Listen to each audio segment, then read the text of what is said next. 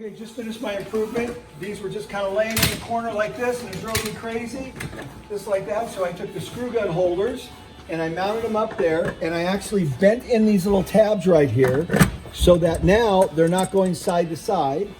And then I made the tripod actually work pretty good just the way it was. I actually spread it open just a little bit. I heated it with a torch.